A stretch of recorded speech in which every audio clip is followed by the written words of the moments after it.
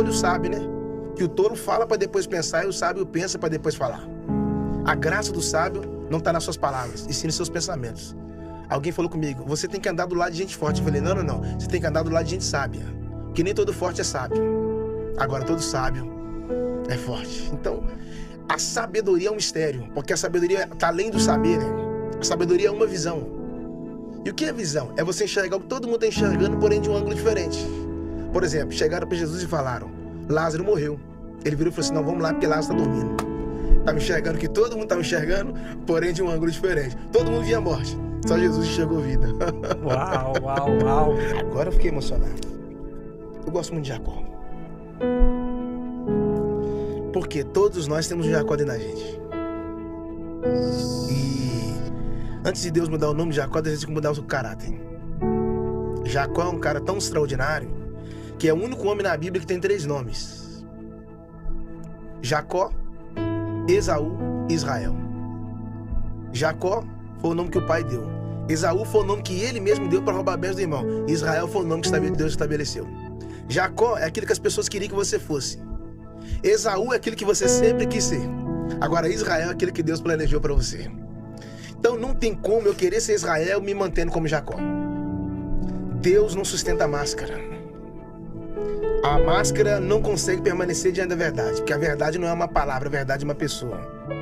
Lembra que quando Jacó foi encontrar com Esaú, isso é muito forte. Antes de Jacó encontrar com Esaú, ele encontrou com Deus. A Bíblia diz que Deus foi lá e feriu na coxa. Ele saiu mancando. E eu fiquei pensando, por que Deus feriu Jacó? Primeiro, Deus tocou ele por fora para mudar ele por dentro. Hoje Deus nos toca por dentro. Para nos mudar por fora. Uau. E outra, ele saiu mancando. Na verdade foi proposital. Porque o próximo encontro ia ser com Esaú. Esaú queria matar ele. Quando Esaú olhou e viu Jacó mancando, falou, não vou matar. Já está ferido. Não preciso tocar. Deus é capaz de te ferir em uma área só para gerar misericórdia a alguém que queria te matar. Ele é capaz de usar a sua vulnerabilidade para gerar misericórdia a alguém com um coração furioso.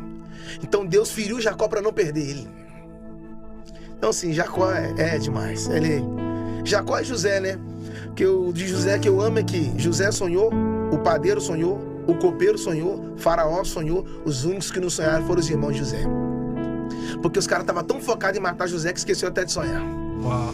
Entende? Então quando você foca na sua missão, ou melhor, nos seus desejos, Deus não se manifesta. Mas quando você foca no seu propósito, Deus se manifesta. Entende? Os irmãos de José perderam a oportunidade de estar do lado do maior governador do Egito. Porque quando eles venderam José para ficar com a herdade de Jacó, eles deram mole. Porque quando eles jogaram José para longe, Deus estava trazendo José para perto. Eita. E detalhe, e você já encerra aqui, quando jogaram José para fora, Deus é extraordinário. Se você pegar uma semente, Cris, colocar ela dentro de um cofre, quando passar 3 anos você abrir o cofre, a semente vai estar do mesmo jeito. Mas se você pegar a mesma semente, tirar ela do cofre e colocar ela no solo, o que ela não produziu em 3 anos dentro do cofre, ela pode começar a produzir em 3 dias no solo. Ou seja, às vezes não produzimos porque nós não mudamos de lugar. Quando os irmãos de José vendeu ele, era Deus mudando ele de solo. O que José não conseguiu ser a vida inteira na casa dos pais, quando ele chegou no Egito, ele se tornou uma árvore de governo. Amém. Mudanças fazem parte. Essa mudança foi o ambiente? Lá José não podia frutificar, então ele só sonhava. Agora no Egito ele não sonha, ele realiza. Uau. Vai ter lugares que você vai ter que lutar para sobreviver, porque o seu sonho incomoda. Sabe o que é o lindo de José? Que quando ele contou o sonho para os irmãos odiaram. Sabe o que ele fez? A Bíblia diz que teve José um outro sonho. Então todas as vezes que você contar o sonho para alguém e eles te odiarem, sonhe de novo. José sonhou 2 vezes. Porque quem dá o sonho é poderoso para realizar, né? Eu não tenho que ficar preocupado com amanhã. A missão de José, por que José sonhou? Porque ele é filho de Jacó. E quando Jacó estava no deserto, ele colocou a cabeça na pedra, também teve um sonho. Então homens que sonham não geram filhos mimados. Homens que sonham geram filhos sonhadores. A primeira guerra começa na mente. Por isso que tem pessoas que dormem cansadas e acordam cansadas. Porque o corpo deitou, mas a mente continuou guerreando. Sabe qual é a maior tragédia? É quando você volta de um campo de batalha, mas a sua mente continua batalhando. Por isso que a Bíblia diz em Salmo 128, que o Senhor dá, Salmo 126, que o Senhor dá beijo aos seus amados enquanto dormem. Há um plano no dormir. Por quê? Não adianta, porque tem gente que está em guerra, mas dentro dele está em paz. O problema é quando você está em paz, mas dentro de você existe uma guerra. Então, quando Jesus acalmou a tempestade, a primeira tempestade que Jesus acalmou não foi a da chuva. Ele falou com os discípulos, não temas. Ele está dizendo o quê? Deixa eu acalmar primeiro as tempestades que estão do lado de dentro. Depois eu vou acalmar as tempestades do lado de fora. Porque se ele acalmar as tempestades que estão do lado de fora, vocês ainda vão continuar com a tempestade do lado de dentro. Como o diabo pode matar o propósito de Deus na minha vida? Como o diabo pode destruir o chamado de Deus na minha vida? Distraído. Eu estou distraído. Eu estou tão distraído com as minhas coisas que o tempo tá passando. E o tempo não volta, né? Quando eu tentar recuperar o tempo, já passou. Porque eu estou preocupado com a distração. E a distração é uma arma de destruição em massa. Se o diabo não conseguir destruir você no pecado, ele vai te distrair. Porque é uma arma silenciosa.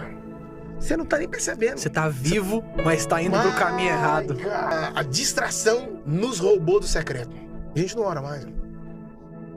Para Deus iluminar os meus próximos passos e eu descobrir o meu chamado, descobrir o meu propósito, o meu desígnio, eu preciso estar em oração. Porque a oração é a maior forma de você... A oração oxigena a intimidade. A oração é a chave do secreto. E Deus só dá segredo para quem tem secreto. Mas como eu estou distraído... Deus só dá segredo para quem tem secreto. Eu estou distraído. A distração me roubou do secreto. Estou tão preocupado com o meu Instagram que toda hora eu fico nele. Estou tão preocupado com a minha rede social que toda hora eu fico nela. Enquanto isso, o tempo passa. Eu não consigo separar 2 horas e 40 minutos, que é o dízimo do dia para Deus. Mas eu consigo ficar 10 horas no Instagram, no Facebook. Ou seja, é uma arma de destruição massa da distração. Você nem sente, ela é silenciosa. Você vicia, né? Quando você assusta que não, você está preso, amarrado. Por isso que as pessoas que estão presas, a gente acha que tem mais preso na cadeira, não, tem mais preso na rua. Tem mais gente presa na calçada do que na penitenciária. Porque as pessoas da penitenciária podem estar presas no corpo, mas muitas delas estão livres na mente. E as pessoas na rua estão livres no corpo. Por isso que o maior prisioneiro não é aquele que está livre, preso. O maior prisioneiro é aquele que está livre, mas com a mente aprisionada. A mente, são códigos. Toda fechadura precisa de uma chave. Por isso, Cris, que você já viu aquela pessoa que você conhece ela a vida inteira, ele é o mesmo cara, de repente do nada a vida do cara faz... Por que a vida do cara dá um tim? É porque uma chave virou lá dentro. É essa chave que vira lá dentro, é o que Paulo falou em Romanos. A nossa mente precisa ser renovada, transformada.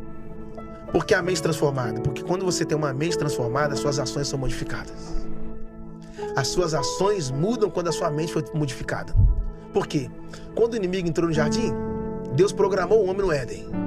Colocou o homem dentro do jardim. Deus programou o homem para ser como ele.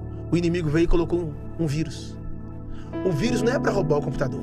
O vírus é para implantar o sistema dele lá. O vírus nada mais é para implantar a cultura dele. Então Deus programou o homem, o inimigo foi lá e desprogramou o homem.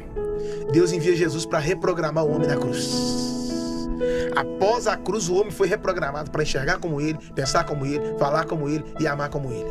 Então, a palavra de Deus é o único meio de transformar a nossa mente. Se a palavra de Deus não mudar sua mente, nenhum outro sistema pode. É o único meio de construir você por dentro para permitir você se reconstruir por fora. Se a palavra de Deus é a chave, a minha mente é a fechadura. Por isso o salmista falou, na sua lei eu medito, de dia e de noite. Me fala o que está ocupando a sua mente e eu vou falar se você está preso ou se você está livre.